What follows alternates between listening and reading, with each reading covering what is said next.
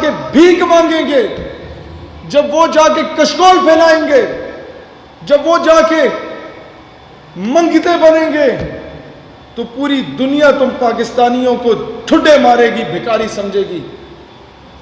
اور جب Tayyip Erdogan جا کے اسرائیلی صدر کو آنکھیں دکھائے گا تو پوری دنیا ترکوں کو غیرت مند قوم سمجھے گی۔ دوستان ذی وقار، پیسہ نہ ہونا از ناٹ این ایشو، یہ سب بکواس ہے۔ فائنینشیل کرائسس، قومیں بجلی پانی گیس سے نہیں بنتی، اور قومیں ٹیوب ویل سے نہیں بنتی، قومیں غیرت سے بنتی ہیں۔ غیرت نہ ہو تو یہ درجنوں ملکوں کا الائنس کچھ نہیں کر سکتا، غیرت ہو تو 313 کافی ہوتے ہیں، اور یہ غیرت نہ ہو تو حکومت اور اپوزیشن مل کے یہ انٹرنیشنل پریشر کے سامنے کچھ نہیں کر سکتے۔ غیرت ہو تو پشاور ہائی کورٹ کا ایک غازی فیصل کافی ہوتا ہے۔ قومیں غیرت سے بنا کرتی ہیں۔ ہمیں آج یہ فیصلہ کرنا ہوگا کہ بھوکے مرنا ہے، مرنے کو تیار ہیں، پیاسا مرنا ہے، مرنے کو تیار ہیں، گھاس کھانی پڑے گی، گھاس کھانے کو تیار ہیں، آج کے بعد قرضہ نہیں لیں گے۔ آج وزیر اعظم فیصلہ کرے کہ میں سب سے پہلے اپنے 300 کنال کے بنی گالا کے پلاٹ کو بیچتا ہوں، قومی خزانے میں جمع کراتا ہوں، میں اس کے بعد پھر نواز شریف کے اور رائیونڈ کے محل لے کے قومی خزانے میں جمع کراتا ہوں، پھر بلاول ہاؤس زرداری کے جتنے بھی ہیں پاکستان میں قومی خزانے میں جمع کراتا ہوں، تو یقین کرو یہ قوم کی مائیں بہنیں بیٹیاں اپنے زیور بھی بیچنے کو تیار ہوں گی۔ لیکن پہل آپ کرو، یہ ڈرامے بازی نہیں چلے گی کہ وہ ڈیم فنڈ والا بابا، وہ فراڈیا جو تھا ثاقب نثار، وہ آگے قوم کو چونا لگا کے دفع ہو جائے اور قوم پھر 10 روپے کا میسج کرنے کو بھی تیار نہیں ہوتی۔ یو ہیو ٹو، پہل آپ کو کرنی ہوگی۔ قائد اعظم جو دنیا کے مہنگے ترین وکیل تھے، سب سے پہلے اپنی ساری جمع پونچی مہاجرین کی آبادکاری کے لیے لگائی، تو اس وقت جا کے قوم نے بھی کچھ کیا۔ آپ کے ان علاقوں سے جب قدرت اللہ شہاب گزر رہے تھے، شہاب نامہ میں لکھتے ہیں کہ جناب میں بیوروکریٹ تھا، جیپ میں جا رہا تھا، 1-2 بیوروکریٹ میرے ساتھ تھے، تو آزادی حاصل کیے چند وقت ہی ہوا تھا، تو ایک بابا اور ایک اس کی بیگم بوڑھی عورت، وہ کٹے پٹے کپڑوں میں بوریا بسترا اٹھا کے جا رہے تھے، بڑی بھاری بوری پکڑی ہوئی تھی، تو ہم نے اسے گاڑی میں بٹھایا، کہا کدھر جا رہے ہو؟ اس نے کہا پتر مجھے اگر محکمہ مال یا بیت المال والوں کے دفتر لے جاؤ۔ اس دن کہتا مجھے غصہ آ گیا، میں نے کہا بابا ٹھیک ہے تو غریب ہے، لیکن سارا پاکستان غریب ہے، تو ابھی جا کے پیسے مانگے گا پاکستان کو؟ بنا جمعہ 8 دن ہوا ہے۔ اس نے کہا نہیں پتر، یہ جو لوگوں کے ہاتھ پاؤں کٹ گئے تھے نا، ہندوؤں نے مارا تھا، ان کے ہاتھوں میں جو کانوں میں بالیاں، وہ انگوٹھیاں، وہ چوڑیاں، سونے کی چیزیں، وہ ہم اکٹھا کر کے قومی خزانے میں جمع کرانے، شاید پاکستان کو کوئی فائدہ ہو جائے۔ تو جب قائد اعظم ایسا ہوتا تھا تو عوام ایسی ہوا کرتے تھے۔ جب اوپر نو ڈاؤٹ وزیر اعظم پہ فی الحال مجھے شک نہیں ہے، لیکن جو سائیکو فینٹس اراؤنڈ ہیم، وہ تباہ کریں گے اس ملک کو، تباہ کریں گے۔ انہوں نے مشرف کو بھی تباہ کیا تھا، انہوں نے غریب کو بھی تباہ کیا تھا، انہوں نے اس سے پہلے بہت، میں تفصیل میں نہیں جاتا، اسکول میں فنکشن ہو رہا ہے، لیکن ایک بات میں کہنا چاہوں گا، جس طریقے سے علی بھائی مولویوں کو اٹھا کے ان کا سافٹ ویئر تبدیل کر دیتے ہیں ہمارے حکومت کے لوگ، اسی طریقے سے وہ عبد الشکور نامی قادیانی جو ملک سے باہر دفع ہوا تھا، اس کو ڈونلڈ ٹرمپ کے سامنے پیش کرنے والے سلمان تاثیر کا بیٹا، جو پاکستان کے آئین اور قانون کے خلاف ڈونلڈ ٹرمپ کے سامنے بکواس کر رہا تھا اور دنیا میں پاکستان کو ذلت کا نشان بنا رہا تھا، آج تک اس کی نیشنلٹی کینسل نہیں کی گئی۔ کیا یہ انصاف کا دورہ معیار نہیں ہے؟ کیا یہ انصاف کا دورہ معیار نہیں ہے کہ ہم ناموس رسالت کے لیے اٹھتے ہیں تو ہر دوسرے دن ہمارے گھر کے باہر جناب کبھی آپ کا ایک ایجنسی کا بندہ کھڑا ہوتا ہے، کبھی دوسری کا، کہ ملک کی جو ہے وہ بقا خطرے میں، لیکن وہ میرا جسم میری مرضی والی عورتیں جب نکلتی ہیں، 12-14 عورتیں نیند بنانا حالت میں، تو ڈپٹی کمشنر صاحب جو ہوتے ہیں وہ سب سے پہلے ان کے استقبال کے لیے کھڑے ہوتے ہیں, madam how can I help you. کیا یہ انصاف کا دورہ معیار نہیں ہے؟ تو ہمیں اب دو نہیں ایک پاکستان کا جو نعرہ ہے وہ تبھی پورا ہو سکتا ہے جب میرا کے پی کے کا وہ پٹھان یا ہزارے وال پگڑی پہن کے, دستار پہن کے, داڑھی رکھ کے, پانچے ٹخنے سے اوپر کر کے, ویسٹ کوٹ پہن کے جب کسی چوک چوراہے سے گزرے گا تو اس کو بھی وہی پروٹوکول دیا جائے گا جتنا ایک پینٹ کوٹ اور ٹائی پہننے والے کو دیا جاتا ہے, تو میں سمجھوں گا پاکستان خود مختار ہو چکا ہے.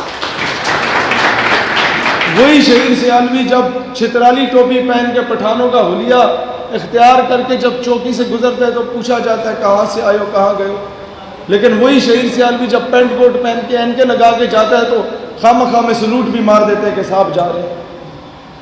تو اقبال یہی تو روتے تھے, یورپ کی غلامی پہ رضامند ہوا تو, مجھ کو گلا تجھ سے ہے یورپ سے نہیں ہے.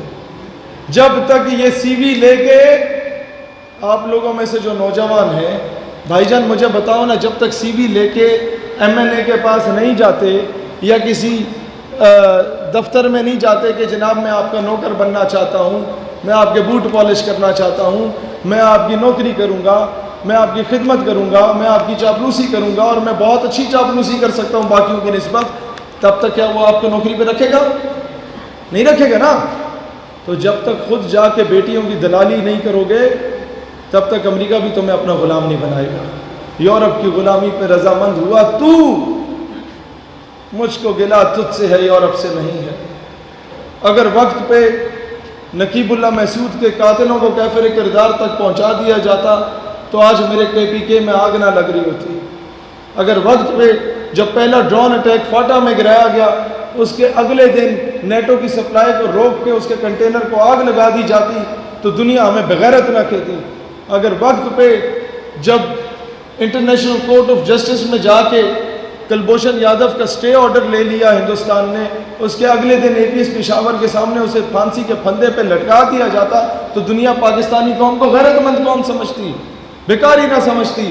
ابھی نندن کو بھیجنے کے عوض کرنل حبیب کو یا افضل گرو کی میت کو ہی واپس منگوا لیا جاتا جو کئی سالوں سے ہندوستانی جیل میں سڑ رہے ہیں, تو کم از کم دنیا ہمیں غیرت مند قوم کہتی. ہم نے جیتی ہوئی جنگیں میزوں پہ ہاری ہیں, ڈپلومیسی زیرو ہے. آج بھی اور آج سے پہلے بھی کشمیر کے نام پہ جو لوگ ڈیبیٹ کرنے کے لیے انٹرنیشنل فورمز پہ گئے وہ سب الو کے پٹھے سفارشی گئے. وہ سفارشی ٹولا گیا, یہ منسٹرز کے بھانجے بھتیجے گئے. اور ہوا کیا کہ جب انٹرنیشنل فورم پہ آپ کیس لڑتے ہیں کہتے ہیں وہ کشمیر میں بڑا ظلم ہو رہا ہے, زیادتی ہو رہی ہے, او ہو. انڈیا کہتا ہے یہ نہ کرو.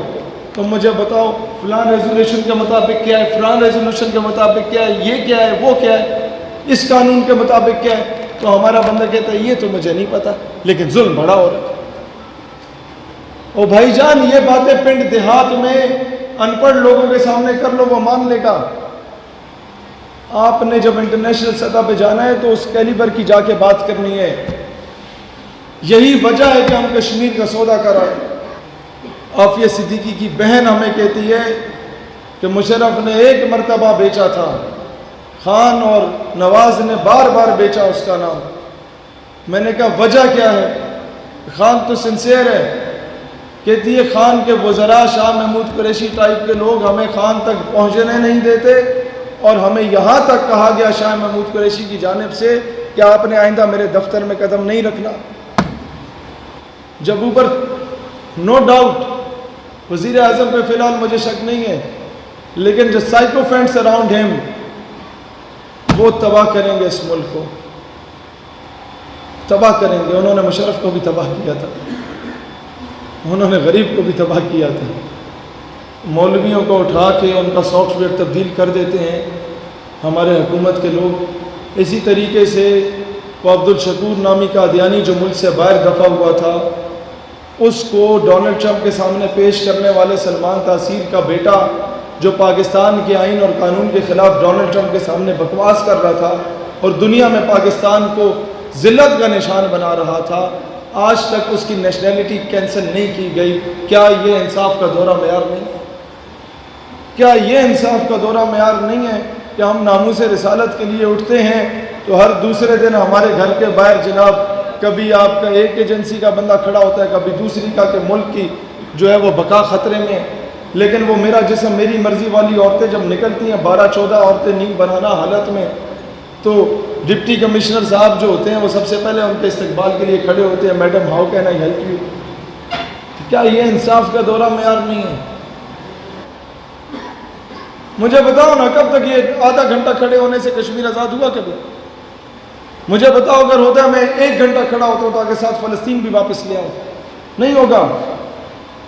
میں کہتا ہوں نہ ہوا آدھا گھنٹہ بیٹھ کے احتجاج کر لو کشمیر مل جائے گا، نہ ہوا آدھا گھنٹہ لیٹ کے احتجاج کر لو کشمیر مل جائے گا.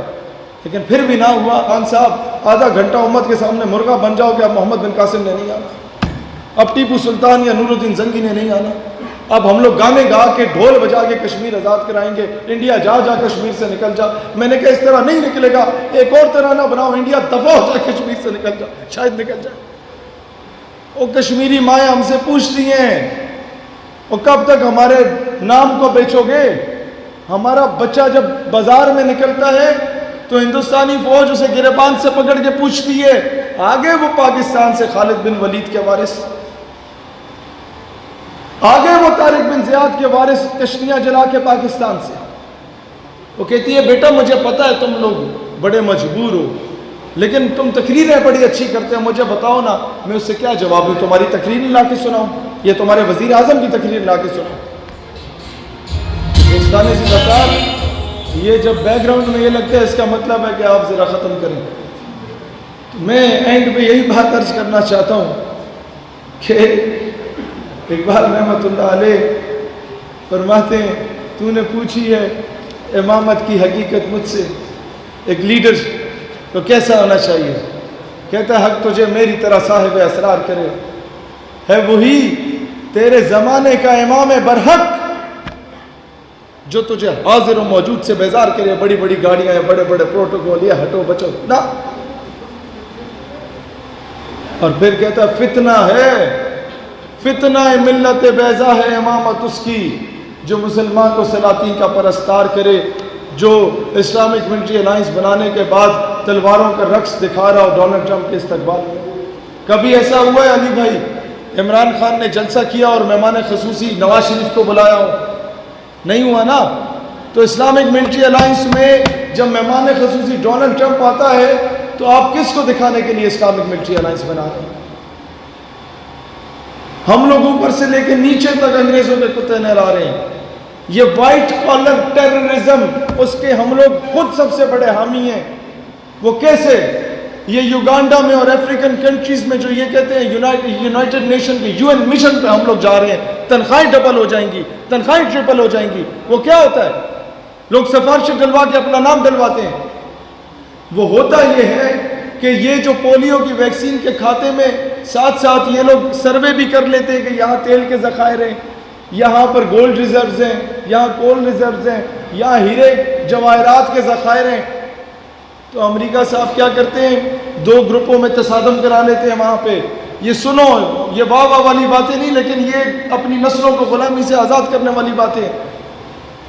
وہ 2 گروپوں کا تصادم کراتا ہے، جہاں 2 بندے قتل ہوتے ہیں BBC بولتا ہے کہ 20 قتل ہو گیا، اور پھر امن کے قیام کے لیے امریکہ خود وہاں جاتا ہے.